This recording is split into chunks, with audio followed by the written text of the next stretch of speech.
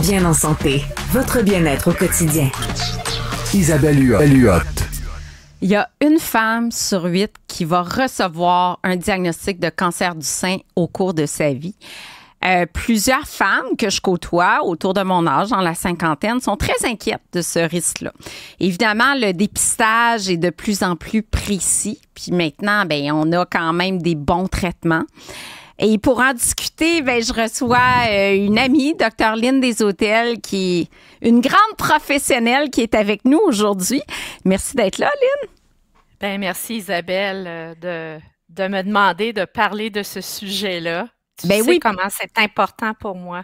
C'est important, puis toi, tu vois des dizaines de clientes chaque semaine qui sont inquiètes du cancer, notamment en lien avec la prise d'hormonothérapie. Fait que je veux que tu fasses le point aujourd'hui. Est-ce qu'on a raison de s'inquiéter si on veut prendre des hormones ou si on en prend du risque de cancer du sein?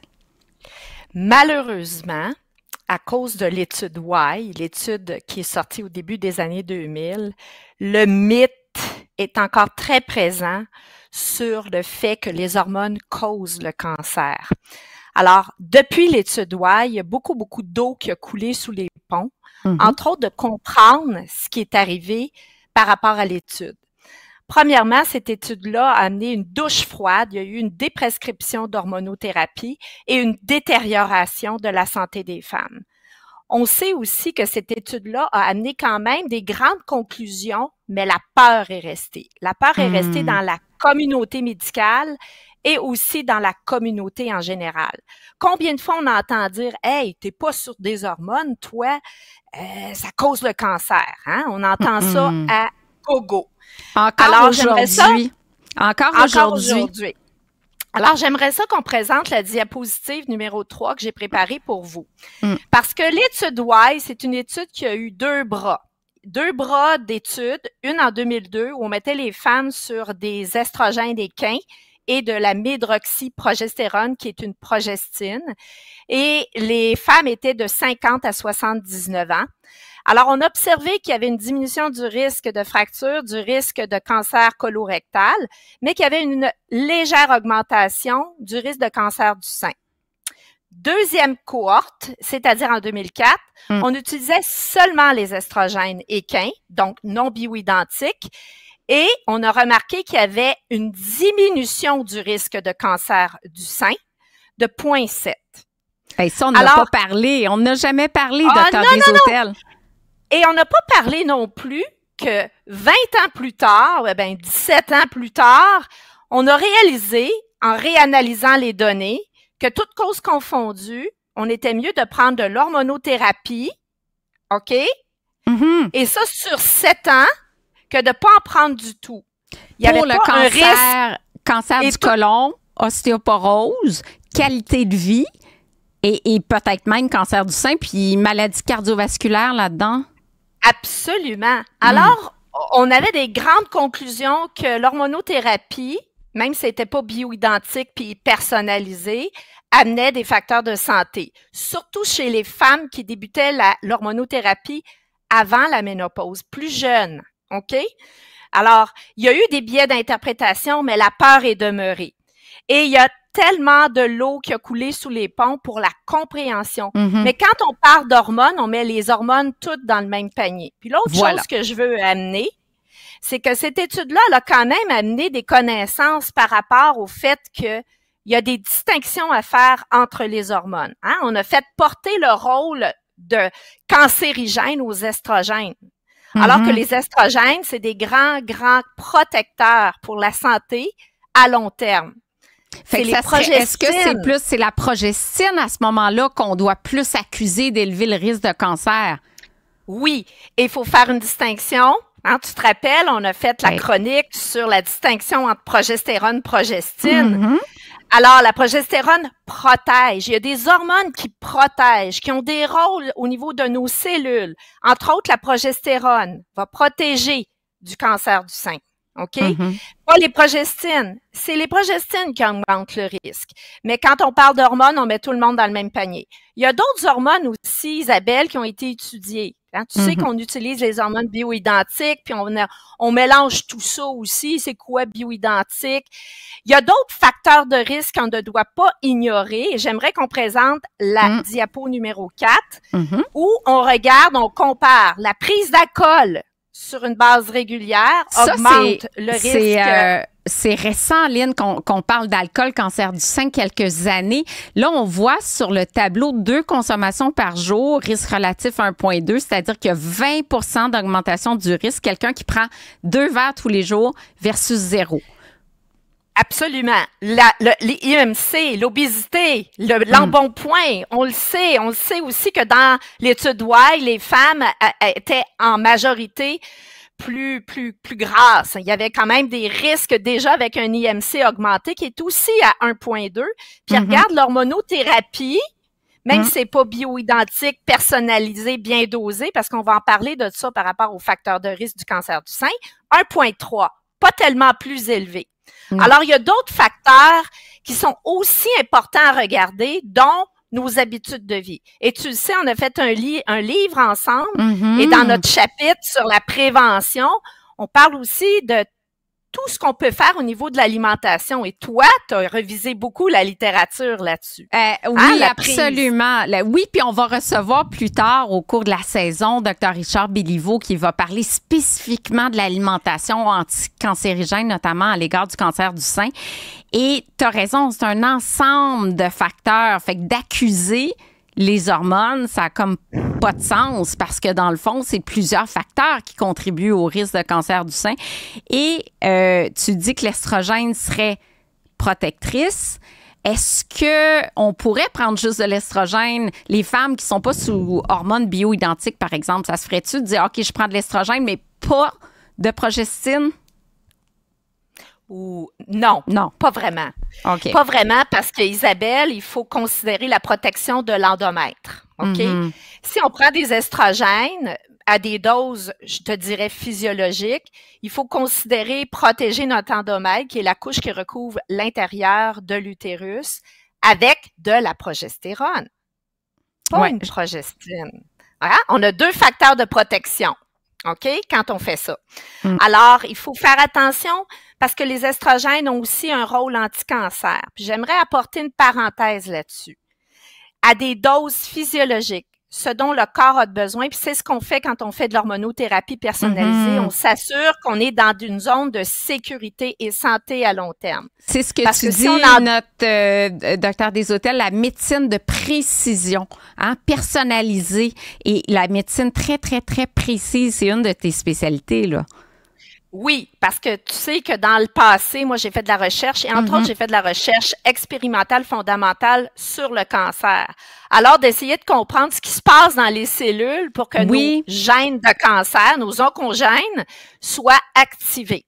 Alors, les estrogènes ont un rôle. Lynn, réponds-nous là-dessus. Qu'est-ce qui se passe, le cancer, là? Les cellules sont toutes excitées, ils se répliquent. Alors, quand on parle de cancer, on parle de cellules qui deviennent folles. C'est pas les femmes qui deviennent folles, ni les hormones, c'est nos cellules qui deviennent folles. Alors, on perd la régulation, c'est-à-dire qu'elles se développent et elles deviennent indifférenciées. Ça veut dire qu'elles ne ressemblent plus aux cellules qu'on avait avant. Donc, on perd le contrôle et elles doivent faire des bébés, se répliquer, se proliférer, se diviser et parfois aller ailleurs, donc faire des métastases. Et ça demande beaucoup, beaucoup d'énergie. Alors, quand elles deviennent folles, on a un système immunitaire qui peut dire « Hey, wow, là, toi, tu fais plus ta job, on s'en débarrasse. » Alors, on appelle ça aussi l'apoptose. Et les estrogènes contrôlent l'apoptose. Il y a beaucoup d'autres facteurs qui vont stimuler la division cellulaire, la multiplication de nos cellules et même la migration ailleurs, mais qui n'auront pas ce contrôle-là. On parle de IGF-1, on parle de l'hormone de croissance, on parle de certaines hormones, si elles sont dérégulées, vont être beaucoup plus dangereuses que d'autres. Absolument. Donc, le fait de prendre du sucre, hein, quand on parle de cancer, il faut regarder l'apport en sucre. Parce que pour faire de la division puis de la prolifération, ça prend beaucoup d'énergie. Alors, elles, là, leur fournaise énergétique, les mitochondries sont pas efficaces. Fait que plus tu manges du sucre, plus tu fournis de l'énergie à tes cellules pour qu'elles puissent se diviser puis se répandre partout. Et alors, tu sais qu'on va recevoir, docteur Deshôtels, on va recevoir justement Véronique Bourbeau, naturopathe, qui va parler d'alimentation en lien avec le cancer, puis certains qu'on va parler du sucre, c'est sûr. Je veux que tu me parles cancer hormonodépendant parce qu'il y a plein de types de cancer du sein. Fait que, tu sais, on n'a pas hormonodépendant, mon Dieu, pas de soya, rien, parce que c'est relié aux hormones. C'est quoi les différents types de cancer du sein? Ben, il y en a plusieurs, mais hormonodépendant, ce que j'aime pas du terme, c'est que c'est comme si ça dépendait des hormones qu'on ait un cancer. C'est comme si c'était les hormones qui causaient le cancer. Hormonodépendant, ça veut dire hormonosensible. Ça veut dire que nos cellules ont des récepteurs aux hormones. Alors, elles peuvent, oui, être stimulées, mais aussi être éliminées. Hein? Si on est dans un... Alors, on utilise certains traitements pour diminuer ou éliminer ces cellules-là. Alors, les traitements, je te dirais, adjuvants au cancer du sein, une fois qu'on a été opéré ou autre. Alors, c'est aussi un meilleur pronostic. Pourquoi? Parce on peut les réguler, on peut faire quelque chose. Tandis qu'une cellule qui a plus de récepteurs, du tout hormonaux, on peut plus rien faire. OK? Fait que c'est on peut plus agir agressif. C'est plus agressif. Alors, ça, c'est bien, bien important. On parle d'hormonosensibilité. Ce n'est pas les hormones qui ont causé le cancer, c'est juste que c'est des cellules qui ont un meilleur pronostic parce qu'on peut agir sur ces récepteurs-là, soit bloquant les hormones, certaines des hormones, ou en donnant un autre type d'hormonothérapie. Oui. Donc, meilleur pronostic à long terme. Dans ta recherche de tamoxifène, le tamoxifène qu'on donne, est-ce que c'est positif, négatif dans le cas d'un cancer hormonosensible? Ça peut être positif pour, je te dirais, diminuer le risque de récidive à long terme. Ceci étant dit, quand on parle de statistiques, on ne parle pas de facteurs épigénétiques. Par contre, il faut aussi ne pas ignorer le métabolisme. Que ce soit le métabolisme des hormones, parce que c'est ça, hein, comment on biotransforme nos hormones qui nous mettent un peu plus à risque. Et l'autre facteur en ce moment qui est très important à ne pas ignorer, c'est qu'au niveau de l'environnement, de notre alimentation, on a des perturbateurs endocriniens. Donc, qui empêchent de faire que nos hormones fassent leur bonne job. Donc, de notamment nous protéger. Dans les plastiques, les toxines, boire dans une bouteille de plastique, c'est vraiment pas conseillé, là. Donc, il faut aussi penser épigénétique. Et c'est un peu ça que Dr. Béliveau a apporté avec l'article qui a été publié cette semaine et qui est très, très intéressant. Alors, j'aimerais qu'on présente le diapo numéro 7 parce que ça touche à ça. Alors, quand on parle de cancer, que ce soit le cancer du sein ou les autres cancers, maintenant, on a des données sur le fait que c'est une maladie qui est multifactorielle et qui pourrait être aussi d'origine inflammatoire comme toutes les autres maladies chroniques et probablement de maladies métaboliques. OK? Alors, on a bien plus de pouvoir qu'on pense en travaillant sur nos habitudes de vie. Et on le sait, ça a une influence sur la longévité aussi. Alors, les habitudes de vie, si on décide d'aller vers de l'hormonothérapie substitutive, de s'assurer qu'on n'a pas de facteur de risque, de suivre les patientes, d'avoir une hormonothérapie santé sécuritaire à des doses physiologiques, donc une approche personnalisée qui devient protectrice à long terme pour plusieurs maladies d'origine métabolique ou inflammatoire. Il faut contrôler les facteurs environnementaux, la charge toxique, de regarder si quelque part ça pourrait être pas un facteur qui contribue à ça. Et naturellement, il y a des publications sur l'approche métabolique. Hein. Une fois qu'on a un cancer, oui, on peut aller en traitement, mais il y a des complémentarités qu'on peut aider pour rester en rémission ou même guérir du cancer. Mon message, Isabelle, c'est que le cancer n'égale plus mourir. On peut guérir. J'adore. On peut guérir. Prévenir. On peut prévenir. Faut pas agir quand on est rendu. On peut faire du dépistage précoce, analyser les facteurs de risque, regarder s'il y a une augmentation de certains marqueurs. Et on sait qu'il en existe des marqueurs maintenant. Pour dire, hey, c'est pas quand on est arrivé à côté au pied du mur que là, on peut tellement faire avant. Mais l'importance d'avoir un bon médecin de famille, j'ai la chance de t'avoir comme médecin de famille. On mesure mes marqueurs de tumeur des ovaires, du sein, du côlon. Écoute, ça permet justement de mieux prévenir, de prendre à temps, de mieux traiter par la suite. Écoute, tu es une grande experte. Je veux, en terminant, que tu me parles du séminaire que tu organises avec Véronique Bourbeau au Spa Eastman sur l'équilibre hormonal. Alors oui, encore une fois, on va recevoir des femmes, une cohorte de femmes du 8 au 13 septembre prochain.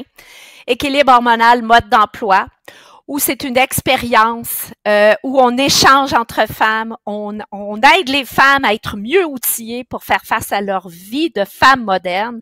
On a des exigences, hein? Nous les femmes, on travaille, on a des enfants, en tout cas, bref, on est très, très sollicités. Alors, on se dépose dans un endroit magnifique avec de la nourriture exceptionnelle, avec des femmes extraordinaires où on échange et on crée des liens tellement, mais tellement important.